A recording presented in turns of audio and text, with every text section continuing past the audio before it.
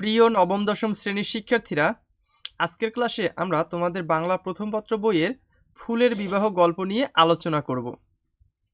আচ্ছা, ফুলের বিবাহ এটি একটি অনবদ্য রম্য রচনা। ঠিক আছে, এটি কিন্তু এক প্রকারের রম্য রচনা, এটা মাথায় রাখবে। আচ্ছা, এই ফুলের বিবাহ লিখেছেন কে? বঙ্কিমচন্দ্র চট্টোপাধ্যায়। ঠিক আছে, মনে থাকবে। চলো আমরা এই রম্য রচনাটা শুরু করি। তোমরা চাইলে এখান থেকে ভিডিওটি পজ করে কবি পরিচিতিটা দেখে নিতে পারো। আমরা গল্পটি শুরু করি। আচ্ছা, কি বলেছে? বৈশাখ মাস, বিবাহের মাস। আমি পহেলা বৈশাখে নসিবাবুর ফুল বাগানে বসিয়া একটি বিবাহ দেখিলাম। পাত্রীকে মল্লিকা ফুল। আচ্ছা, মনে রেখো আমাদের পাত্রীর নাম মল্লিকা ফুল। কলিকা কন্যা বিবাহযোগ্য। কলিকা কন্যা মানে কি? এই যে ফুল, এটা এখন কলি হিসাবে আছে। ঠিক আছে, কলি। তাহলে এ হচ্ছে বিবাহযোগ্য বা বিয়ের উপযোগ্য। এর মানে বোঝাচ্ছে যে এ যে কোনো সময় ফুল হিসাবে ফুটবে, সেটি বোঝাচ্ছে। কন্যার পিতা বড়লোক নহে। কন্যার পিতা বড়লোক না, ক্ষুদ্র বৃক্ষ, ছোট গাছ। তাহাতে আবার অনেকগুলো কন্যা ভারগ্রস্ত। তাহাতে আবার অনেকগুলো কন্যা, দেখছো কলি। ঠিক আছে, মানে ফুটবে এরকম বোঝাচ্ছে। সম্বন্ধ: উদ্যানের রাজা স্থলপদ্ম নির্দোষ পাত্র, কিন্তু ঘর বড় উঁচু। তোমাকে যদি জিজ্ঞেস করা হয় নির্দোষ পাত্র কে? উদ্যানের রাজা স্থলপদ্ম। জবা রাগী, গন্ধরাজ ভালো পাত্র, কিন্তু বড় দেমাগ। আচ্ছা, কে রাগী? জবা। ভালো পাত্র কিন্তু দেমাগ বেশি, সে কে বলতো? গন্ধরাজ। আচ্ছা, এরপরে কে আসলো? মৌমাছি আসলো। গুন। প্রিয় শিক্ষার্থী, আমাদের চ্যানেলের ভিডিওগুলো যদি তোমার পড়াশোনায় একটুও হেল্প করতে পারে, তবে আমাদের চ্যানেলটি সাবস্ক্রাইব করে দিতে পারো। এই ভিডিওটি ভালো লাগলে একটি লাইক দিও। আমাদের ভিডিওর মাধ্যমে যদি তুমি পড়াশোনায় একটু উপকৃত হও, তবেই আমরা সার্থক। এরূপ অব্যবস্থার সময়ে ভ্রমরাজ ঘটক হইয়া মল্লিকা বৃক্ষে সদনে উপস্থিত হইলেন।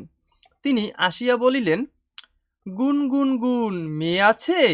মল্লিকা বৃক্ষ পাতা নাড়িয়া সায় দিলেন, আছে।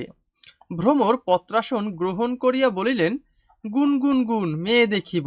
মানে এখানে ভ্রমরকে বুঝাইছে ঘটক আছে না, যারা সম্বন্ধ করে, ঘটকালি করে, সে এসে বলতেছে যে কি ভ্রমর মানে বিবাহযোগ্য কন্যা আছে? তো মল্লিকা গাছ, সে বলছে আছে। তারপর ভ্রমর পত্রাসন মানে কি? পাতার আসন গ্রহণ করিলেন, অর্থাৎ সে পাতার উপর এসে বসলো। আচ্ছা, এরপরে কি? বৃক্ষ শাখা নত করিয়া মুদিত নয়না অবগুণ্ঠনবতী কন্যা দেখাইলেন। ঠিক আছে, বৃক্ষ দেখাইল মাথা নিচু করে, এই দেখো আমার, ঠিক আছে, মাথা নিচু করা কন্যা। ওকে। আচ্ছা, ভ্রমর একবার বৃক্ষকে প্রদক্ষিণ করিয়া আসিয়া বলিলেন, গুন, দেখিতে চাই, ঘোমটা খোলো। লজ্জাশীল কন্যা কিছুতেই ঘোমটা খোলে না। বৃক্ষ বলিলেন, আমার মেয়েগুলো বড় লাজুক, তুমি একটু অপেক্ষা করো, আমি মুখ দেখাইতেছি। ভ্রমর তখন স্থলপদ্মের বৈঠকখানায় গিয়া রাজপুত্রের সঙ্গে ইয়ার্কি করিতে বসিলেন। ঠিক আছে, প্রিয় শিক্ষার্থী, সহজ শেখার অনলাইন ক্লাসে ভর্তি হয়ে তুমিও পেতে পারো আকর্ষণীয় কম্পিউটার, ল্যাপটপ ও আইফোন পুরস্কার। বিস্তারিত জানতে সহজশেখা.com ওয়েবসাইটে ঘুরে আসো, অথবা ভিডিওর ডেসক্রিপশন বক্স থেকে আমাদের সঙ্গে যোগাযোগ করো।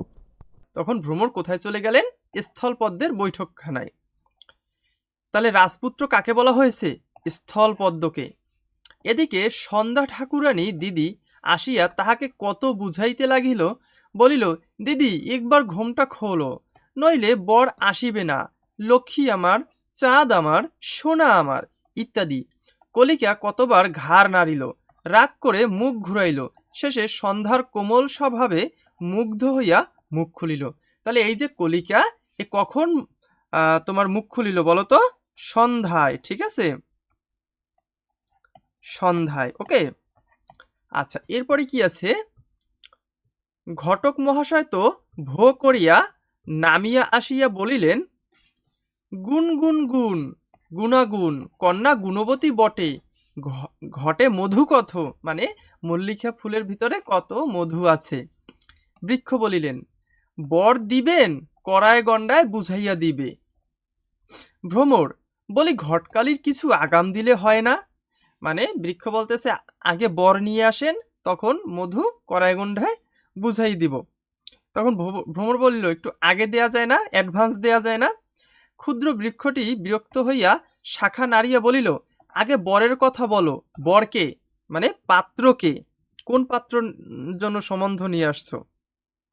আচ্ছা, ভ্রমর ভ্রমর বলতেছে, বর অতি সুপাত্র, তার অনেক গুণ। কুলাচার্য মহাশয় পাখা বাড়াইয়া 6 পা ছড়াইয়া গোলাপের মহিমা কীর্তন করিতেছিলেন। কুলাচার্যকে ওই যে ভ্রমর। গোপাল বংশ বড়, সরি গোলাপ, এই যে পাত্র হচ্ছে আমাদের গোলাপ, শ্রেষ্ঠ, ইহারা রাজবংশীয়। যদি বলো সকল ফুলই ফুলে, তথাপি গোলাপের গৌরব অধিক, কেননা ইহারা সাক্ষাৎ বাঞ্ছামালির প্রিয়তম। ঠিক আছে, যদি বলো এ ফুলে কাটা আছে, কোন ফুলে বা কোন ফুলেই নাই। ঠিক আছে, যদি বলো যে গোলাপের তো কাটা আছে, এ সম্বন্ধ হবে না, তাহলে আমি একটু বলি যে কোন কুলে বা কোন ফুলেই বা কাটা নাই। আচ্ছা, এরপরে কি, ঘটকরাজ উড়িয়া গিয়া গোলাপ বাবুর বাড়িতে খবর দিলেন। গোলাপ তখন বাতাসের সঙ্গে নাচিয়া নাচিয়া হাসিয়া হাসিয়া লাফাইয়া লাফাইয়া খেলা করিতেছিল। বিবাহের নাম শুনিয়া আশ্চর্য হইয়া কন্যার বয়স জিজ্ঞেস করিল। ঠিক আছে, তাহলে ঘটকরাজ উড়িয়া গিয়া গোলাপ বাবুর বাড়িতে খবর দিলেন, তাহলে কে কন্যার বয়স জিজ্ঞেস করিল? গোলাপ। ভ্রমর বলিল, আজি কালি ফুটিবে, মানে বয়স কিরকম, এই যে আজকে কালকের মধ্যে ফুল ফুটবে, তাহলে একটা বয়সের আন্দাজ পাওয়া যায় যে তার বয়স আসলে বেশি হয়নি। ওকে। গোধূলি লগ্ন উপস্থিত। গোলাপ বিবাহে যাত্রার উদ্যোগ করিতে লাগিলেন। নহবত মৌমাছি সানাইয়ের বায়না লইয়াছিল, কিন্তু রাতকানা বলিয়া সঙ্গে যাইতে পারিল না। কোকিল আগে আগে ফুকরাইতে লাগিল। ঠিক আছে, তাহলে সানাই বাজানোর বায়না কে নিয়েছিল? মৌমাছি, কিন্তু মৌমাছি যেহেতু রাতকানা, তাই আর সে যেতে পারল না। আলো, খাদ্যতেরা মানে জোনাকি ঝাড় ধরিল। এখন দেখো বিয়ের সময় তো ডেকোরেশন করা লাগে, ঝাড়বাতি বা লাইটিং করা লাগে, তাই না? সেটা নিচে কে? তার দায়িত্ব নিচে জোনাকি। আকাশে তারাবাজি হইতে লাগিল। বরযাত্রী, স্বয়ং রাজকুমার পড়িলেন না,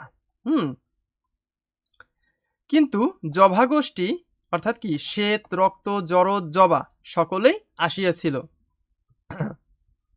স্বয়ং রাজকুমার পারিলেন না, কিন্তু জবাগোষ্ঠীরা কিন্তু আসিল। আচ্ছা,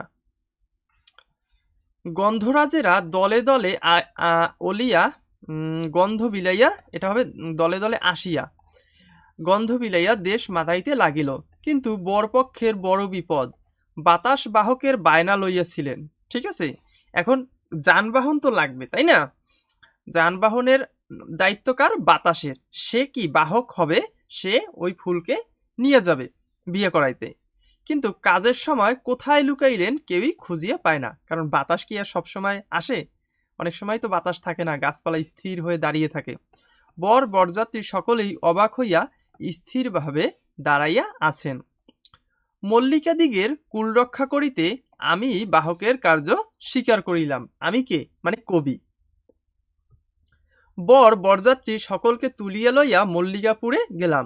কারণ কি মল্লিকাপুর কেন? কারণ মল্লিকা গাছের কন্যা মল্লিকা ফুলের সাথেই গোলাপের বিবাহ, এজন্য কবি এখানে মল্লিকাপুর বলেছেন। সেখানে দেখিলাম কন্যাকুল সকল ভগিনী ঘোমটা খুলিয়া মুখ ফুটাইয়া পরিমল ছুটাইয়া সুখের হাসি হাসিতেছে। দেখিলাম পাতায় পাতায় জড়াজড়ি গন্ধের ভাণ্ডারে ছড়াছড়ি পড়িয়া গিয়াছে। রূপের ভারে সকলে ভাঙিয়া পড়িয়েতেছে, মানে এখন তো সব ফুল ফুটেছে, এত সুন্দর লাগতেছে যে রূপের ভারে সকলেই ভেঙে পড়তেছে। জুথি, মালতী, বকুল, রজনীগন্ধা প্রভৃতি ইয়গণ স্ত্রী আচার করিয়া বরণ করিল, অর্থাৎ যারা অলরেডি ফুটে গেছে। পুরোহিত উপস্থিত। নসীবাবুর প্রিয় কন্যা কুসুম রূপিণী অর্থাৎ কুসুমরলতা সুতা গাঁথিয়া দাঁড়াইয়া আছে। কন্যাকর্তা কন্যা সম্প্রদান করিলেন। পুরোহিত মশাই দুইজনকে এক সুতায় বাঁধিয়া গাঁটছাড়া বাঁধিয়া দিলেন। ঠিক আছে, অর্থাৎ কি এদের বিয়ে হবে, এর মানে হইল এদেরকে একই সুতায় গেঁথে মালা তৈরি করা হবে। এই দেখছো, এই যে মল্লিকা এবং গোলাপকে সুই সুতো দিয়ে মালায় গাঁথা হচ্ছে। তখন বরকে বাসর ঘরে লইয়া গেল। কত যে রসময়ী মধুময়ী সুন্দরী সেখানে বরকে ঘিরিয়া বসিল, তাহা কি বলিব। কমল কাকা, ওঠো, বাড়ি যাই, রাত হয়েছে। ও কি ঢুলে পড়বে যে। কুসুমলতা এই কথা বলিয়া আমার গা ঠেলিতেছে। ঠিক আছে, মানে বিষয়টা হচ্ছে যে কবি এতক্ষণ ঘুমেছিল আর সে স্বপ্নের মধ্যেই ফুলের বিয়ে দিতেছিল। সে যেন ফুলের যে পুরো বিভিন্ন ফুল আছে এবং ফুলের বাগান আছে সেটাকে নিয়ে সে তার মাথার মধ্যে একটি গল্প তৈরি করেছে আর মনে মনেই ফুলের বিয়ে দিয়েছে। চমক হইলে দেখিলাম কিছুই নাই, সেই পুষ্পবাসর কোথায় মিশিল। মানে এতক্ষণ যে ফুলের বিয়ে দেখিলাম সে কোথায় হারাই গেল। মানে এতক্ষণ তো স্বপ্নে দেখছি, এখন বাস্তবে তো আর সেগুলা দেখতে পাচ্ছে না। ঠিক আছে, মনে করিলাম সংসার অনিত্যই বটে, এই আছে এই নাই। ঠিক আছে, ওই স্বপ্নের মতোই এই সংসারও এই আছে এই নাই। মানুষজন যে কোনো সময় মারা যেতে পারে, পৃথিবীতে কেউই চিরকাল নহে। কুসুম হেসে জিজ্ঞেস করিল, কার বিয়ে কাকা? এখন কুসুম তো জানে না যে তার কাকা মানে কবি এতক্ষণ স্বপ্নে দেখছে ফুলের বিয়ে। আমি বলিলাম, ফুলের বিয়ে। কবি বলতেছে, ও পোড়া কপাল, ফুলের? আমি বলি কি, আমিও যে এই ফুলের বিয়ে দিয়েছি। এই যে মালা গেঁথেছিলাম, মালা গেঁথেছি, দেখিলাম সেই মালায় আমার বর কন্যা রহিয়াছে। ঠিক আছে, মানে কবির যে ভাইজি সে বলতেছে যে দেখো আমিও মালা গেঁথে ফুলের বিয়ে দিয়েছি। তো কবি দেখতেছে যে সেই মালার ভিতর তার বর আর কনে, কনে হচ্ছে এই মল্লিকা আর বর মানে গোলাপ, তারা সবাই আছে। ঠিক আছে, এইভাবেই এই রম্য গল্পটি শেষ হলো। তো ক্লাসটা এ পর্যন্তই। পরবর্তী ক্লাসে আমরা এই গল্পের অনুশীলনী নিয়ে আলোচনা করব। Good bye.